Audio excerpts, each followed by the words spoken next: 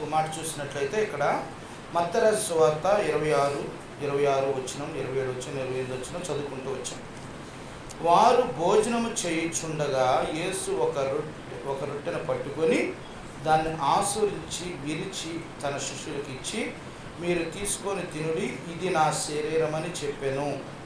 మరియు ఆయన ఆ గిన్నె పట్టుకొని కృతజ్ఞతాస్తుతులు చెల్లించి వారికిచ్చి, దీనిలోనిది మీరందరూ త్రాగుడి, ఇది నా రక్తము, అనగా పాప క్షమాపణ నిమిత్తం అనేకుల కొరకు చిందింపబడుచున్న నిబంధన రక్తము. చూడండి ప్రియమైన దేవుని బిడ్డలారా, ఈ రోజున బల్ల ఆరాధన తప్పక ఆచరించాలి. మనము అసలుకి బల్ల ఎందుకు తీసుకోవాలి? 5 ప్రశ్నలు మనం ప్రతి క్రైస్తవుడు కూడా వేసుకోవాలి. ఎవరు పాల్గొనాలి బల్లలో? 1. ఎందుకు పాల్గొనాలి? 2. మరి క్రమంగా పాల్గొనకపోతే ఏమైంది అనేది 3. తర్వాత ఎప్పటి వరకు పాల్గొనాలి అనేది 4. 5వది పాల్గొనడం వల్ల ఫలితం ఏంటి అనేది 5. ఈ 5 అనుభవాలు ప్రతి క్రైస్తవునికి తెలియాలి. తెలియకపోతే ఏమైందంటే మనము దేవుని వాక్యాన్ని ధిక్కరించి మనము పాపం చేసిన వారం అవుతాం. అందుకనే పాపం చేయ ప్రతివాడు ఆజ్ఞాతిక్రమం, పాపం చేయ ప్రతివాడు ఆజ్ఞాతిక్రమించు. అంటే చూడండి, ఆజ్ఞాతిక్రమమే పాపం. అంటే దేవుని మాట విని కూడా, దేవుడు చెప్పింది తెలుసుకొని కూడా దాన్ని చేయకపోవటమే పాపం. కనుక బల్ల ఆరాధన ఖచ్చితంగా తప్పకుండా ప్రతి క్రైస్తవుడు ఆచరించాలి. ఎవరెవరు ఆచరించాలి? మొట్టమొదటిగా ఎవరు పాల్గొనాలి, ఎందుకు పాల్గొనాలి అయితే ఒక మాట చూద్దాం. ఎవరు పాల్గొనాలి అంటే మనం చూద్దాం, 4 అనుభవాలు చూద్దాం. దాంట్లో ఎవరెవరు పాల్గొనాలో చూద్దాం. అపోస్తలుల కార్యములు, అసలు ఎవరు పాల్గొనాలి బల్లలో, ఎవరు చేయి వేయాలి? 2వ అధ్యాయము 38వ వచనం.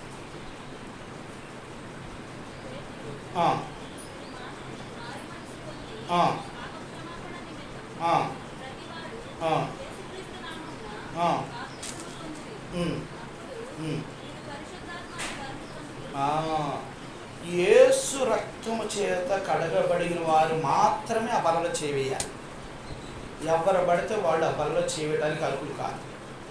ఎవరు చేయాలంటే యేసుక్రీస్తు రక్తముతో యథార్థంగా వారి పాపాలన్నీ ఒప్పుకొని, యేసు ప్రభువారు నా పాపాలు క్షమించాడు, ఆయన నా రక్తంతో నన్ను కడిగి శుద్ధి చేశాడని నమ్ముతారో వారు మాత్రం ఆ బలలో చేయాలి.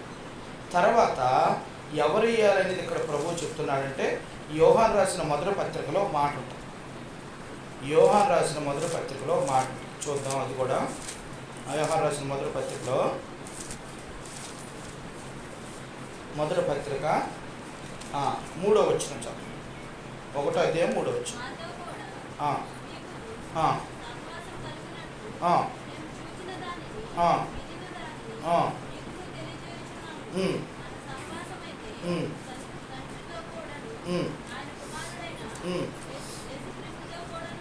అది ఇక్కడ చూసారా? ఇక్కడ ప్రభువారు ఎంత స్పష్టంగా చెప్తున్నారు. మన సామాసం అయితే తండ్రితో కూడాను ఆయన కుమారుడైన క్రీస్తుతో కూడాను ఉన్నది. అంటే క్రీస్తుతో సావాసము గలవారు మాత్రమే ఆ బలలో చేయాలి. 1, యేసుక్రీస్తు రక్తం చేత కడగబడిన వారు ఆ బలలో చేయాలి. ఆ బలను తీసుకోవాలి, ఆ రక్తంలో చేయాలి ఖచ్చితంగా. 2వది ఎవరు వేయాలంటే క్రీస్తుతో సావాసము కలిగిన వారు మాత్రమే ఆ బలలో చేయాలి.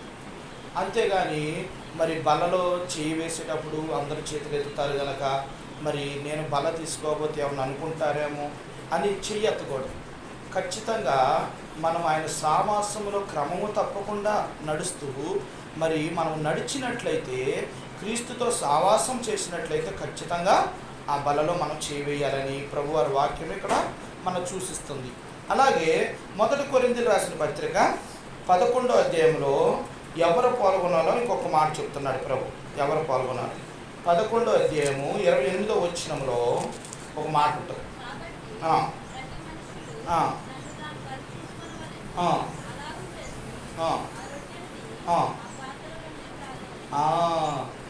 ఎవరు పాల్గొనాలి అంటే తన్ను తాను పరీక్షించుకునేవారు మాత్రము ఆ బలలో చేయాలి. ఒకటి, క్రీస్తు రక్తంతో కడగబడిన వారు మాత్రం ఆ బలలో చేయి వేయాలి, ఆయన రక్తం తాగాలి. రెండోది ఎవరు వేయాలి అంటే క్రీస్తుతో సావాసం గలవారు మాత్రం ఆ బలలో చేయి వేయాలి. మూడోది ఎవరు వేయాలి అంటే తన్ను తాను పరీక్షించుకున్న వారు ఆ బలలో చేయి వేయాలి. 4 అనుభవం కూడా చూద్దాం. చూడండి, 1 కొరింథీ రాసిన పత్రిక 11:27 దానిపై వచ్చిన చదువమ్మా. అయితే వద్దు.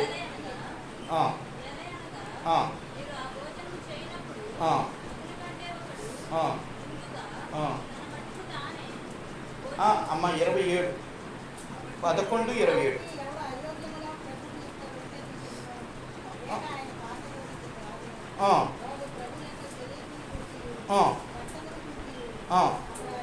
అది అంటే కొరింథీయులకు రాసిన పత్రిక 11వ అధ్యాయము 1 కొరింథీ 27లో యోగ్యమైన జీవితము కలవారు అని ఉంది. పై యోగ్యమైన జీవితము కలవారు మాత్రమే ఆ బలలో చేవేయాలి.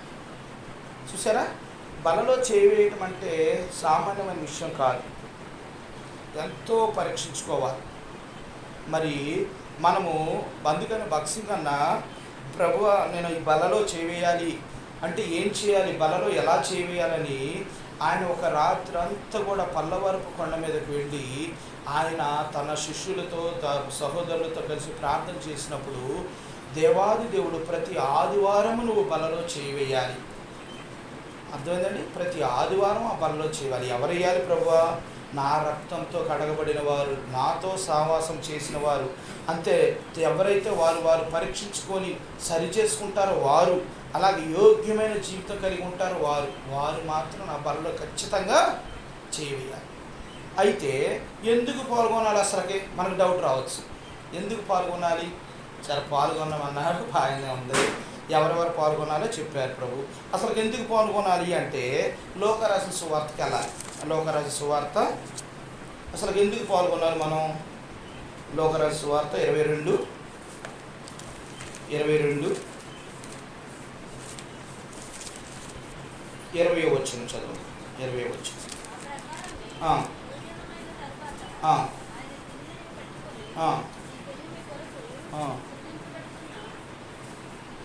అమ్మ లోకా రాసిన సువార్త 22:20.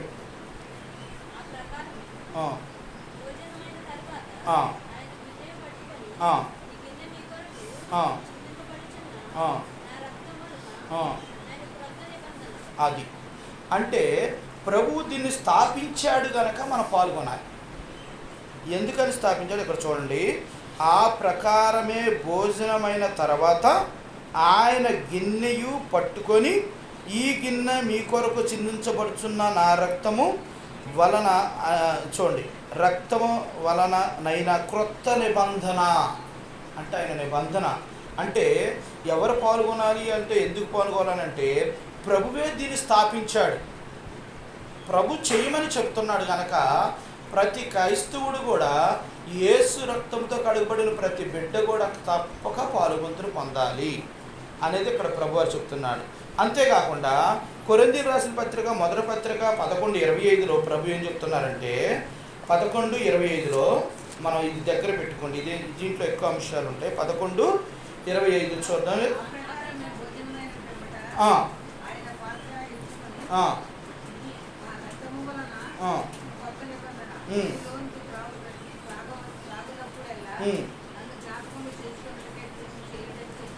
ఎందుకు పాల్గొనాలి అంటే ప్రభు దీన్ని స్థాపించాడు కనుక ఖచ్చితంగా పొందాలి.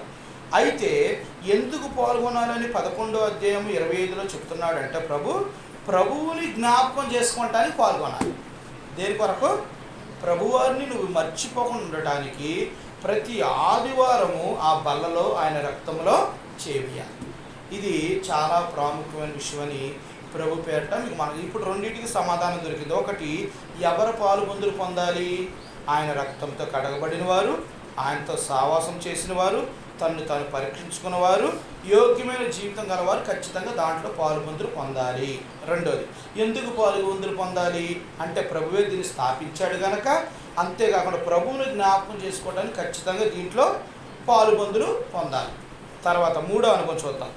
క్రమంగా పాల్గొనకపోతే ఏమైంది?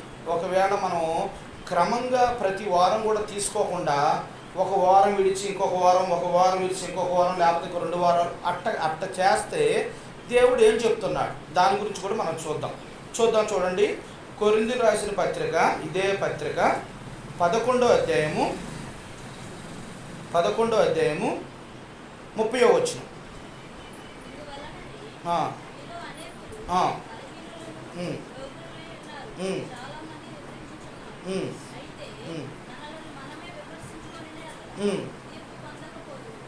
చాలు. ఇక్కడ కొరింథీయులకు రాసిన పత్రిక మొదటి పత్రిక 11వ అధ్యాయం 30వ వచనంలో ప్రభు ఏం చెప్తున్నాడంటే ఒక చక్కని మాట చెప్తున్నాడు. అందువలననే మీలో అనేకులు బలహీనులను రోగులునై ఉన్నారు, చాలామంది నిద్రించున్నారు. అంటే ఆ అపరాధులుగాను ఎంచబడతారు, శిక్ష పొందుతారు, బలహీనత పడతారు, రోగం కలుగుతుంది, మరణం కూడా సంభవిస్తుంది క్రమంగా పాలుబందులు పొందకపోతే. ఎవరు? ప్రభువారు చెప్పిన 4 సందర్భాల్లో చక్కగా క్రమంగా ఉండేవాళ్ళు క్రమం తప్పకుండా పాలుబందులు పొందకపోతే ప్రభువు చెప్పే మాట ఏమిటంటే కింద ఇక్కడ 30వ వచనంలో చక్కని మాట చెప్తున్నాడు. ఇందువలననే మీలో అనేకులు బలహీనులను రోగులై ఉన్నారు, చాలామంది నిద్రిస్తున్నారు. ప్రియమైన దేవుని బిడ్డలారా, 3 ప్రశ్నలకు ఇప్పుడు మనకు జవాబు దొరికింది. ఒకటి, ఎవరు పాలుబందులు పొందాలి అంటే క్రీస్తు రక్తముతో కడగబడిన వారు, క్రీస్తు సావాసం చేసిన వారు, తర్వాత తన్ను తాను పరీక్షించుకున్నవారు, తర్వాత యోగ్యమైన జీవితం గలవారు. ఎందుకు పాల్గొనాలంటే ప్రభువే స్థాపించాడు గనక. తర్వాత ప్రభుని జ్ఞాపకం చేసుకోవటానికి ఖచ్చితంగా పాలుబందులు పొందాలి. ఒకవేళ పొందకపోతే ఏమైంది? క్రమంగా అయితే మనం ఏమవుతామంటే ఇక్కడ శిక్ష పొందుతాం, తర్వాత అపరాధులం అవుతాం, బలహీన పడతాం, తర్వాత మరణకరమైన పరిస్థితులు వస్తాయి. మరణం అంటే లోకంలో చనిపోవడం కాదు, ఆత్మీయంగా చనిపోవడం. ఆత్మీయమైన మరణం ఇక మనం పొందుకుంటాం. చాలా బాధాకరమైన విషయం. ప్రియమైన దేవుని బిడ్డలారా, అందుకనే మనం అందరం కూడా ఏం చేయాలంటే క్రమము తప్పకుండా క్రైస్తవులు అనేవారు రక్షణ పొంది బాప్తిసం తీసుకున్న తర్వాత బాప్తిసం తీసుకునేటప్పుడు తీర్మానం తీసుకుంటాం. ప్రభువా, ఈ రోజు నుంచి నా పాత జీవితాన్ని నేను విడిచిపెడుతున్నాను, ఈ లోకంగా చనిపోతున్నాను, ఇదిగో నేను క్రొత్తగా జీవిస్తాను. ఇక చనిపోయింది నేను కాదు, బ్రతికుందా నేను కాదు, ఇక మీరే నాలో జీవిస్తున్నారు కనుక మీ కొరకే నా జీవితం, నేను ఊపిరి ఉన్నంత వరకు మీ కొరకే అని మాట ఇచ్చి సాక్ష్యం ఇస్తున్నావు. మళ్ళీ నువ్వు క్రమం తప్పకుండా బలంగా చేయవేట్లా అంటే దానికి అర్థం ఏంటి? ఇక్కడ ప్రభువారు ఏమంటున్నారంటే క్రమంగా పాల్గొనకపోతే చాలా భయంకరమైన శిక్ష విధిస్తాడు ప్రభు. అందుకనే ప్రియమైన దేవుని బిడ్డలారా, ఇది భయపెట్టడానికి కాదు. ప్రభువారు చెప్పిన మాటలు మనం ధ్యానించుకోకపోతే మనకు కొన్ని తెలియకపోతే మనం ఏం చేస్తామంటే పొరపాట్లు తప్పులు చేస్తాం. అందుకని ఇది తెలియటం కోసం ప్రభువారు మనతో మాట్లాడుతూ వస్తున్నాడు. నేనైనా మీరైనా ఎవరమైనా క్రమంగా పాలుబందులు పొందాల్సిందే, ఇది దేవుని యొక్క ఆజ్ఞ. అందుకనే 3 సందర్భాలు చూస్తూ వచ్చాం, 3టికి సమాధానాలు దొరికినాయి. ఎవరు పాలుబందులు పొందాలి, ఎందుకు పాలు పొందాలి, పొందకపోతే ఏం జరిగింది, తర్వాత ఎప్పటి వరకు పాలుబందులు పొందాలి, ఇది అసలు ఎప్పటి వరకు పాలుబందులు పొందాలి. ఏదో ఒక నెల 2 నెలలు చేస్తే సరిపోద్దా, లేకుంటే 1 సంవత్సరం పాలుబందులు పొందితే సరిపోద్దా, లేకపోతే మరి మన సీనియర్టీ వర్క్ అలా ఎలాగైతే ఏంటంటే ఇదే కొరింథీయులకు రాసిన పత్రిక, దీంట్లో కూడా సమాధానం ఉంటుంది. చూడండి, మొదటి కొరింథీయులకు రాసిన పత్రిక 11వ అధ్యాయం 26వ వచనం, 26 చదవండి.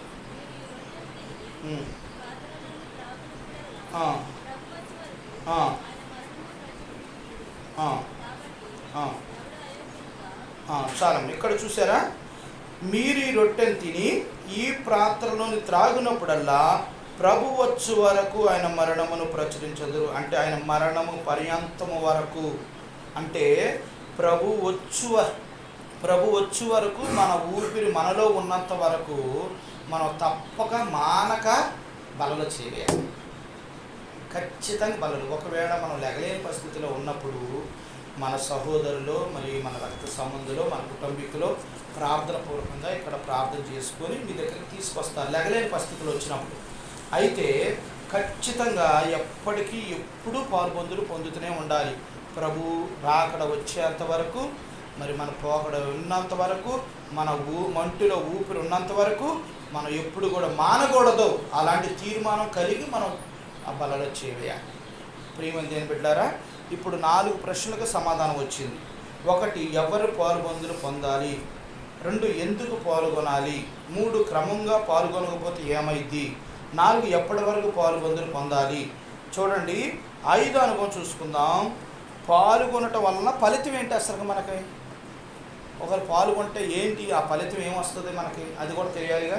చూద్దాం. చూడండి, యోహాను రాసిన సువార్త 6వ అధ్యాయము దగ్గర పెట్టుకోండి. ఈ వచనాన్ని దగ్గర పెట్టుకోండి. 6వ అధ్యాయం దగ్గర పెట్టుకోండి. 6వ అధ్యాయము 54వ వచనం చదవం. 6:54.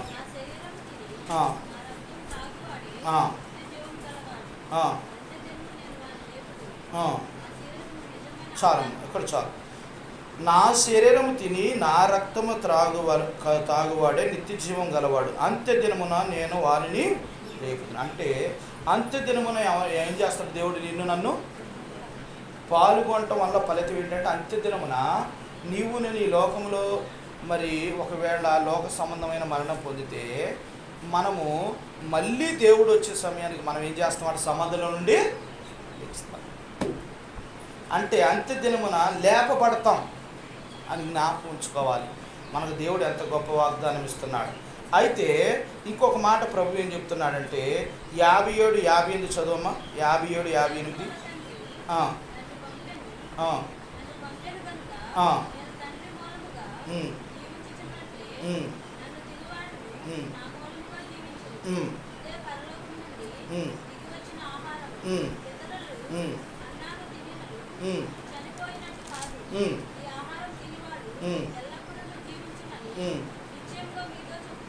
అది చూసారా? ఇక్కడ ఒకటి జ్ఞాపకం చేసుకోవాలి. మామూలుగా శరీరానికి సంబంధించిన ఆహారము మనం తింటే బ్రతుకుతాం కనుక దాని కొరకు ఎంతో ప్రయాసపడతాం ఈ లోకంలో కదా. ఎంతో కష్టపడతాం, పని చేస్తాము. ఆ పని చేసి చక్కగా 3 పూట్ల భోజనం చేస్తాం. కానీ ఎంత భోజనం చేసినా ఇక్కడ ప్రభువారు ఏం చెప్తున్నారంటే, ఒక అద్భుతమైన మాట 58వ వచనంలో చెప్తూ వస్తున్నారు. ఇదే పరలోకం నుండి దిగి వచ్చిన ఆహారం పితరులు మన్నాను తిని చనిపోయినట్లు కాదు.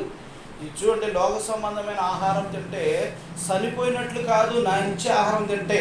చూడండి, ఈ ఆహారం తినేవాడు ఎల్లప్పుడూ, చూసారా, మనకు మరణం ఉండదు, ఎప్పుడూ జీవిస్తాం. నిజంగా ప్రియమైన దేవుని బిడ్డారా, లోక సంబంధమైన ఆహారం కొరకు మనం ప్రయాసపడతాం. కానీ నిజంగా నీకు నిత్య జీవం ఇస్తాను, నువ్వు ఎప్పుడు మరణించావు, నిత్య రాజ్యంలో పరలోక రాజ్యంలో ఎప్పుడు దేవుడి ప్రక్కన ఉంటావంటే ఈ ఆహారం కొరకు ప్రయాసపడవు. అందుకని ప్రభువారు ఏమంటున్నాడంటే, ఎల్లప్పుడూ జీవించెను నిత్యముగా మీతో చెప్తున్నాను. నిత్యముగా దేవుడు నీతో నాతో చెప్పే మాట ఏంటండి, మనకు సావు అనేది ఉండనే ఉండదు.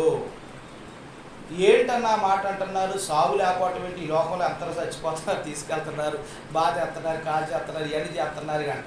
అది గాఢ నిద్ర, నిద్రలోకి వెళ్ళటమే. మనకు తెలియదు. కాల్చోడు కాలుస్తాడు, బూర్చోడు బూరుస్తారు, ఏదో ఒకటి చేస్తారు. కానీ మన ఆత్మ సావదు. మన ఆత్మ ఎక్కడికి వెళ్తుంది? దేవుని యొద్దకు వెళ్తుంది. అక్కడ మళ్ళీ మనము జీవింపజేసి కొత్త శరీరాన్ని దేవుడు ధరింపజేస్తాడు. దేవుడు ధరింపజేసిన తర్వాత అక్కడ తీర్పు జరిగింది. ఆ తీర్పులో దేవుడు మాటలు విన్నవారు, రక్షణ పొందినవారు, దేవుడు చెప్పినట్లు నడిచిన వారు అందరూ కూడా ఒకవైపు, దేవుడి మాట వినకుండా దేవుడిని లెక్క చేయకుండా ఇష్టానుసారంగా జీవించిన వారు ఒకవైపు నుంచోబెడతాడు.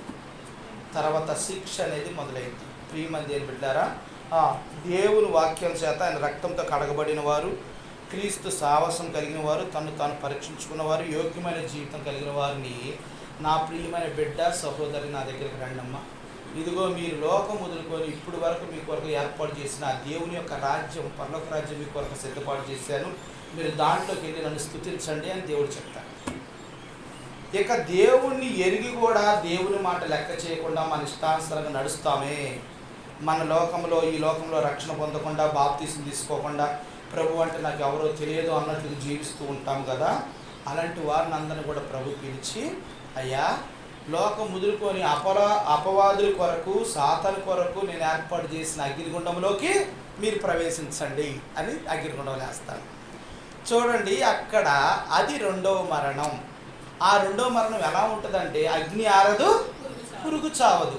అంటే బ్రతికే ఉంటాం కానీ చచ్చిపోతుంటాం. అది కాలుతుంటుంది, నొప్పి అనేది తెలుస్తుంటుంది, అరుస్తుంటాం, బాధపడుతుంటాం, కానీ ప్రాణం పోదు. అది రెండో మరణం. భయంకరమైన పురుగులు పడతాయి ఒంటి నిండా. ఆ పురుగులు మన ఒళ్ళునంతా ఒలుసుకుంటూ తినేస్తుంటుంది, కానీ మన ప్రాణం పోదు. అగ్నిగుండంలో ఎలా పురుగులు ఉంటాయి ఏమనుకోవచ్చు, అగ్నిలో బ్రతికే పురుగులు ఉంటాయి. ఆ పురుగులు మన ఒంటికి పడతాయి. ప్రియమైన దేవుని బిడ్డలారా, అది భయంకరమైన మరణం. అప్పుడు ఆ ధనవంతుడు అన్నాడు, అయ్యో ఈ అగ్నిగుండంలో నుండి నేను యాత్ర పడుచున్నాను, ఆ లాజరును పంపించి కొద్దిగా ఒక నీళ్ళ చుక్క నాకు అందించి ప్రభు. లేదు, ఈ లోకంలో నీకు చెప్పాను కదా, నువ్వు విన్నావా? వినలేదు, శిక్ష తప్పదేక. చూడండి ప్రియమైన దేవుని బిడ్డారా, ప్రభువారు ఇప్పుడు ప్రేమతో నీతో నాతో మాట్లాడుతూ వస్తున్నాడు. ఆ టైంన నువ్వు పిలిచినా పలకడు. నాకు ఆ సమయం కట్ అయిపోతుంది. అందుకని ఈ రోజు నుంచే మనం ప్రభునందు విశ్వాసం ఉంచాలని ప్రభు పేరిట మీకు మనం చేస్తున్నాను. అంత్యదినమున నిన్ను లేపుతాడు, నిత్య జీవాన్ని ఇస్తాడు. ప్రభువారు నిత్య జీవాన్ని ఇస్తాడు, ఎప్పుడు బ్రతుకుండే జీవితాన్ని ఇస్తాడు. ఆ జీవితం కావాలంటే నువ్వు మానక దేవుని యొక్క బలలో ఖచ్చితంగా చెయ్యి వేయవలసినదే. చెయ్యి వేయకపోతే ఈ క్షణం ఇప్పుడే ప్రభు దగ్గర తీర్మానం చేసుకో. ప్రభువా, ఇప్పుడు వరకు నేను తెలిసి తెలియక నేను అలక్ష్యంగా నిర్లక్ష్యంగా ఉన్నాను. ఈ రోజు నుంచి తీర్మానించుకుంటున్నాను, ఈ రోజు నుంచి ప్రతి వారము క్రమం తప్పకుండా మీ సన్నిధిలోకి వచ్చి నేను బలలో చేవేస్తాను ప్రభువా. ఇదిగో నా మాట, ఇదిగో నీకు మాట ఇస్తున్న ప్రభు నా దగ్గర చక్కని తీర్మానంతో ఇక్కడ నుండి వెళ్ళాలి. అంతేగాని ఏదో నామకార్థ క్రైస్తులాగా వచ్చి వెళ్ళాము అంటే కుదరదు. దానివల్ల ఉపయోగం ఏమీ లేదు. రేపొద్దున రాకడలో ఇది కూడా లెక్కలోకి వస్తుంది. అందుకనే ప్రతి క్రైస్తవుడు క్రైస్తవురాలు ఎవరైనా సరే బల్లలో చేయి వేయాలని ప్రభు పేట మీకు మనవి చేస్తున్నాను. తర్వాత 51, 52, 53 చదువునానా?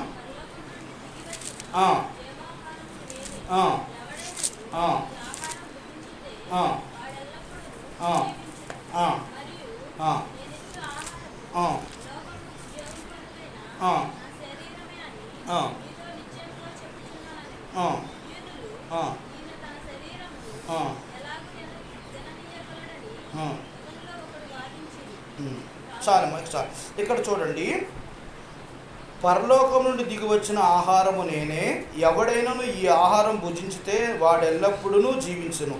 మరియు నేనిచ్చు ఆహారము లోకమునకు జీవము కొరకైన నా శరీరమే అని మీతో నిశ్చయముగా చెప్పుచున్నాను. ఇక్కడ చూడండి, యూదులు ఏమంటున్నారంటే, దాని మాటకి ఏమంటున్నారంటే, యూదులు ఆయన తన శరీరం ఎలాగ తిననీయగలడని ఒకరితో ఒకడు వాదించుకుని, కావున యేసెట్లను మీరు మనుష్య కుమారుని శరీరము తిని ఆయన రక్తము త్రాగితేనే కానీ మీలో మీరు జీవము గలవారు. చూసారా లాస్ట్ మాట, మీలో మీరు జీవము గలవారు. ఆయన రక్తం తిని, ఆయన శరీరం తిని ఆయన రక్తంలో తాగేవారే ఆయన రాజ్యానికి వారసులు, పరలోక రాజ్యానికి. ఈ రోజున బక్సింగ్ అన్న సంఘంలో అద్భుతమైన విషయం ఏంటంటే, ఈ బల్ల ప్రతి విశ్వాసిని ఎప్పటికప్పుడు అడైక్షన్ చేస్తుంది, సిద్ధపాటు చేస్తుంది. ఇదిగో ఈ తప్పు చేయకూడదు, ఇలాగుండాలి, ఇలా ఉంటే నా బలలో చేయవేయాలని మన ఎప్పటికప్పుడు భయపెడుతుంటుంది. అందుకనే మన బక్సింగ్ అన్న దేవుడు మాట్లాడినట్లుగా ప్రతి ఆదివారం బల్ల విరవటం, రొట్టె విరవటం, ఆ దేవుని వాక్యానుసారంగా దేవుడు మాట్లాడిన ప్రకారంగా పెడుతూ వచ్చారు. చాలామంది నెలలో సంవత్సరాలు పెడుతుంటారు. ఈ నెలలో సంవత్సరాలు ఎంతోమంది తప్పిపోయి మళ్ళీ లాస్ట్లో ఉపవాసం ఉండి ప్రార్థన చేసి తీసుకుంటే ఏమన్నా? ఎప్పుడు పరీక్షించుకోవాలి, ప్రతిరోజు తను తాను పరీక్షించుకొని ఆ బలలో చేయాలి. ఇది దేవుడు ఇచ్చిన వార్త. అందుకనే ఇప్పుడు వరకు ఎన్ని ప్రశ్నలు మనం వేసుకున్నాం? 5. 5టికి 1, ఎవరు బల్లారాధన తప్పక ఆశ్రయించేవారై ఉండాలి. మొట్టమొదటగా ఎవరు ఆశ్రయించాలి, ఎవరు పొందాలి అంటే, క్రీస్తు రక్తం చేత కడగబడిన వారు 1, క్రీస్తులో సావాసం కలిగిన వారు 2, తన్ను తాను పరీక్షించుకున్న వారు 3, యోగ్యమైన జీవితం గలవారు మాత్రము ఆ బలలో చేయాలి. అంటే రక్షణ పొంది బాప్తిసం తీసుకొని బలలో చేయాలి, ఖచ్చితంగా వేయాలి. ఇక వాళ్ళు మానకూడదు.